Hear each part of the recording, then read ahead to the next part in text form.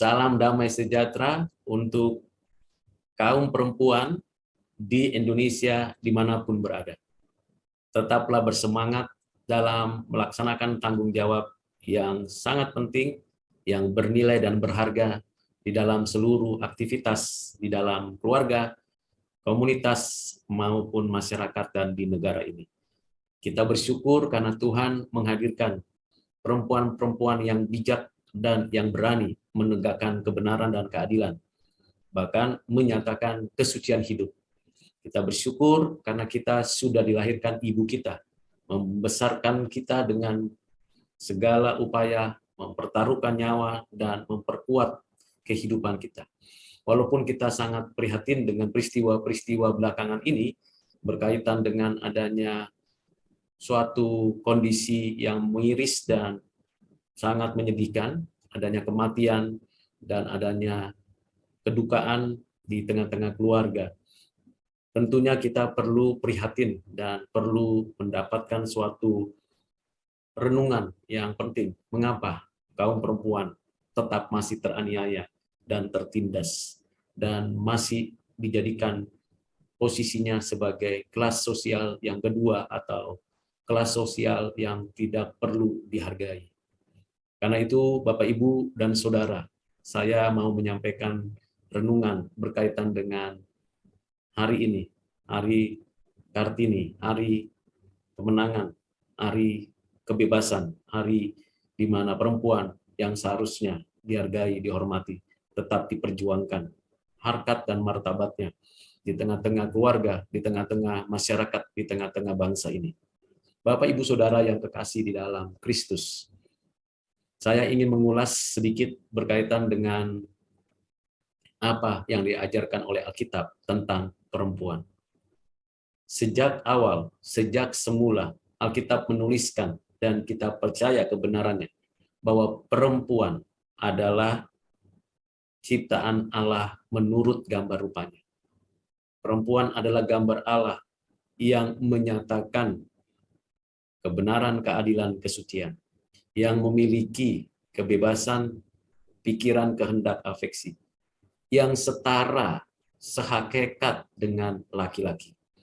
Ini prinsip dasar yang paling penting yang perlu diterima, diakui, dan diimplementasikan dalam kehidupan kaum perempuan. Bahwa kaum perempuan, tiap-tiap individu adalah gambar rupa Allah, yang memiliki tanggung jawab tugas yang diemban yang sama dengan laki-laki, yaitu mengelola bumi. Melalui apa yang dikerjakannya, melalui apa yang dinyatakannya, perempuan memiliki tugas yang sama dengan laki-laki. Menata layani bumi ini supaya ada kehidupan yang sejahtera dan yang berdamai. Walaupun memang perempuan kita tahu diambil dari tulang rusuk, itu di awal penciptaan, di mana dari tulang rusuk itu dibentuk, dibangunlah perempuan. Namun perempuan bukan direndahkan atau diremehkan. Perempuan diciptakan Tuhan untuk menjadi teman sepadan, teman seperjanjian dengan laki-laki. Jadi di sini perempuan sebenarnya sudah diberikan nilai tertinggi di dalam seluruh ciptaan yang ada, di dalam konteks hubungan dengan manusia yang bernama Adam atau laki-laki. Tuhan memberikan perempuan ini kepada Adam, dan Adam menghargainya, menghormatinya, mengasihinya. Prinsip dasar ini perlu. Kenapa? Bagian kedua ini menempatkan perempuan sebagai yang sepadan, yang sehakikat. Kalau di prinsip pertama Tuhan menciptakan manusia, menciptakan perempuan itu menurut gambar rupanya, jadi esensinya, hakikatnya, perempuan itu gambar rupa Allah, dan di pihak hubungannya perempuan dengan laki-laki, yang kedua, perempuan itu sepadan, teman sepadan, pasangan sepadan dengan laki-laki. Dan yang ketiga, dari perempuanlah lahir seluruh umat manusia yang ada. Tidak mungkin dari laki-laki, dan tidak mungkin laki-laki melahirkan. Jadi perempuan sebagian mandat Tuhan sudah dijalankannya dengan melahirkan. Bukan saja melahirkan, ia perlu mengandung anak dan membesarkan dalam rahimnya, kemudian melahirkan perempuan. Itu melahirkan anak-anak manusia sepanjang zaman sampai nanti akhir zaman. Jadi adanya peradaban, adanya bangsa, adanya suatu kelompok, adanya suatu keluarga disebut ada dan berkembang itu karena perempuan melahirkan. Ini yang ketiga yang menjadi privilege yang paling penting untuk kita renungkan. Pertama, gambar rupa Allah, yang kedua, pasangan yang sepadan, yang ketiga, perempuan yang melahirkan. Yang berikutnya, kita membaca di dalam Alkitab bahwa perempuan mendampingi, mendorong, memberikan sumbangsi besar bagi setiap aktivitas laki-laki, baik di dalam menerima covenant, baik di dalam menjalankan covenant Allah dan manusia, juga di dalam mengerjakan tanggung jawabnya, memberikan kekuatan support bagi laki-laki. Nah, ini penting. Bagaimana peran daripada istri Nuh, istri Abraham, Sarah, istri Musa, dan semua perempuan-perempuan yang dihadirkan Tuhan. Itu bagian yang keempat yang perlu kita pikirkan dan renungkan.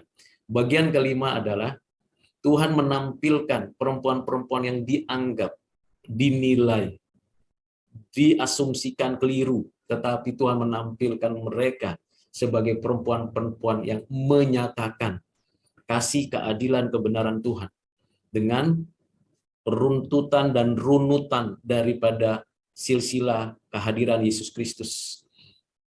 Perempuanlah yang menunjukkan bahwa melalui keturunan dari Tamar, Rahab, Rut, istri Uria dan Maria, perempuan-perempuan yang sangat gilang gemilang yang diambil, diletakkan Tuhan dalam sejarah penebusan sampai kelahiran Yesus. Ini sesuatu yang sangat luar biasa, di mana penulis penginjil Matius menempatkan perempuan itu istimewa. Itu yang sangat penting yang perlu kita renungkan. Yang berikutnya, perempuanlah yang pertama sekali menyaksikan kebangkitan Yesus Kristus dan yang memberitakan itu kepada murid-murid dan banyak orang lain. Perempuan memiliki suatu peran yang sangat besar di dalam pemberitaan Injil, di dalam menyampaikan kabar baik Kristus sudah bangkit. Dan seluruhnya lengkap. Mandat budaya, mandat Injil dikerjakan perempuan. Jadi adalah salah besar ketika ada keluarga, kelompok, komunitas, etnis, bangsa, peradaban yang meredakan, meremehkan, melecehkan, memperdaya perempuan. Itu sangat salah besar. Melanggar kehendak Tuhan. Mengapa?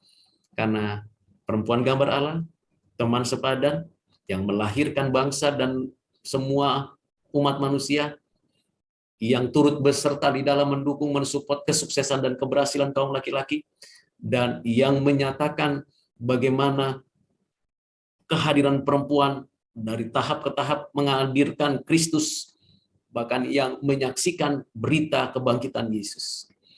Tentu hal ini yang perlu direnungkan. Karena itu, tolak segala penganiayaan, perendahan terhadap perempuan.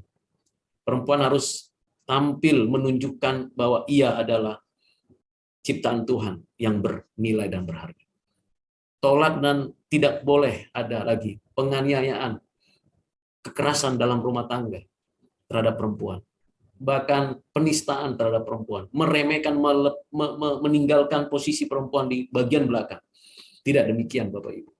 Bapak Ibu harus sadarkan, anak laki-laki dan anak perempuan di hadapan Tuhan itu sama. Mungkin ada keluarga yang adanya hanya anak perempuan. Ketahuilah, perempuan bernilai dan berharga di hadapan Tuhan.